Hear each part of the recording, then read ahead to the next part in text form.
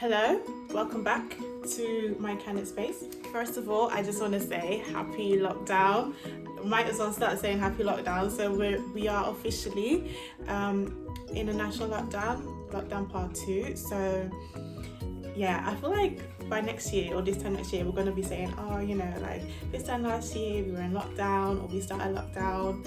And so I do feel like these are like memorial times, like these are just different times, and we are learning how to adjust to wherever is going on. So definitely want to start this video by saying happy lockdown to everyone. I hope everyone is doing well and making the most out of it, even if this is probably not what we wanted, but we move in life, we move, and you got to make the best out of the situations that we are put in. So today I have come with a video, another video, and in today's video I thought, lockdown, how did we survive the first one? Well, I've come with my top 5 tips of how to survive the second one, because I know that first lockdown, it was not all of us managed to adjust to it very well. Life changed in a very drastic way. We weren't able to do what we normally do, and it just took us out of our routines. And so I feel like we have a second chance to try again, basically. And so you want to learn from that first round and apply it to the second round and hope for a swift, smooth, sweet lockdown this time round, because I know that first time round a lot of us put on weight, because yes, lockdown weight happened. It happened for me, I'm not gonna lie. And obviously it took a hit on a lot of our mental health, just because you're not able to socialize or express yourself the way you normally would have, or to get involved in new hobbies you normally would have been involved in. So it was all about adjusting to this new way of living and just making the most out of it. So my top 5 tips to staying sane this lockdown part 2. Here we go. So tip number 1 is find something to stimulate your mind. It's so important, because I find that actually if you're stuck in a position where you are just at home, literally the 4 walls around you, there is nothing new that's engaging your mind or stimulating your mind in a way that it would if you were going out and about, communicating with people. Someone might bring up an interesting point and be like, oh, learn something new today, because every day is a school day. And I don't think that should stop just because we're in lockdown. So find something that would stimulate your mind.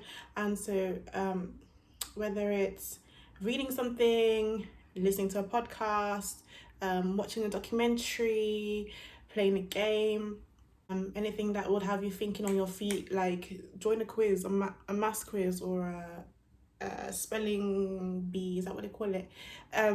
Just anything that will keep you going. So something that will stimulate your mind is better than just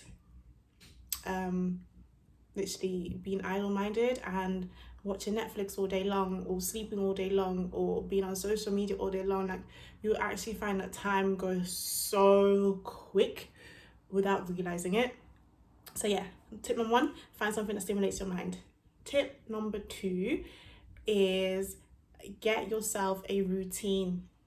Now, with the routine, the reason why I say a routine is, as I mentioned before, time flies, and if you don't see what you dedicate your time to, your days will just be passing by, and just like that, lockdown is going to be over and you're back to like whatever you're supposed to be doing.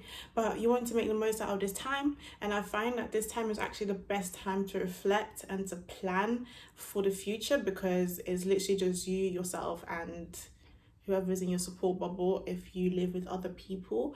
And so if you have a routine in place, as in this time you want to wake up, this time you want to have breakfast, this time you dedicate to your spare time, this time you dedicate to your side hustle, to your dreams, or whatever you want to achieve, this time you dedicate to a new hobby, this time you dedicate to, I don't know, your friendship circle, it's whatever. But it's just get yourself into a routine, so you see what you're doing with your day. You've got a to-do list in place, so you can take it off and you feel like you're actually doing something productive. And breathe. Just write down every single day what you want to do. It's kind of like a timetable, but at least you'll start to see where your time is going, and hopefully it's going to good places, or to places that you'd want to spend your time on. It doesn't have to be anything specific, but it's good to know what you're doing with your days, especially in lockdown. And then tip number 3 is get changed. Get changed out of your sleeping clothes, whatever you sleep in, whether you sleep in pajamas, a vest, a shorts, naked, whatever you sleep in, get changed. So it's kind of like switching your mind off from, okay, this was sleep, now we're awake and we're about to do something. And makeup, if you want to make up and it makes you feel better, like you might still be at home, but it's whatever gets you in the mood to be productive, whatever gets you in the mood of getting going is what I'd encourage. So definitely for some people who are working from home, they might prefer to change into their work uniform so they feel like they're actually working, or change into something smart so you feel like you're actually working. It's really about that switch from relax, sleep, to okay, now I'm going to be productive, I'm going to do some work. So definitely would say don't lounge around in your pajamas all day, even though right now I am in a pajama set, but that's not the point. I still got changed to get changed into this tactical, but still we move. Yeah, definitely would say fix up, look sharp. Tip number 4 is socialize.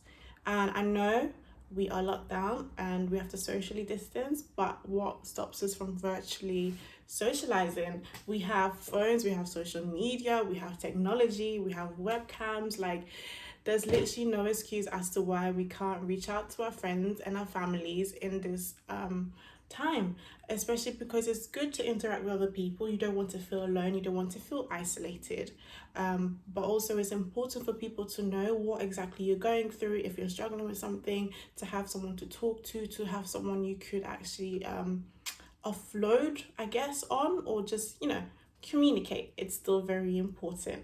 And one thing that we've been doing in my friendship group is we would do games nights every Friday, and someone would lead the quiz. It would be girls' games night, so we get our wines out and just interact, and it's just a good way to catch up. Another thing we were also doing, this was in lockdown 1 actually, what we were doing was exercising on FaceTime. So someone would lead the exercise session, and every single evening whoever's available to tune in would then also join the exercise session. So actually, in a way, it keeps you fit, it keeps you socializing, and it keeps you engaged with your people so you don't feel too alone. And that's key, really. As much as we are locked down, you're not alone, we're all going through it together. And so reach out to each other, help each other, because these are tough times or unusual times. Some introverts might actually love it very much, and for people where life has been so busy, they might love it very much too. And like, I'd want to say make the most of it, because when we are out of this lockdown and we are back to running back and forth, I'm sure half of us will be wishing for another lockdown. So definitely just make the most of this time as well. And tip number 5 is go outside, or at least, if you're not an outdoor person, open your windows or open your blinds. Now, open your windows and blinds because you want fresh air coming in and you want to smell nature. Yes, you want to see what's outside. Thank goodness we are allowed to still do our daily exercise or whatever they say, and there's still actually a lot going on outside that we can engage with compared to first lockdown. So take any opportunity you can to go outside, go for a walk, go for a run, keep yourself fit, but definitely breathe in that fresh air. Don't get stuck indoors. It can be very, very it can just really dampen your mood to just be indoors 24/7 every single day for the next month. And so yeah, engage with the weather, see what the weather is saying, whether the sun is out, whether it's raining, whether it's windy. Like, it's just something different. And yeah, definitely just go for a walk, go outside, go do your shopping if you need to do your shopping, your food shop. And even if you get someone else to do your food shop, just sit in the garden for a bit, but make sure you're socially distancing and applying to the rules.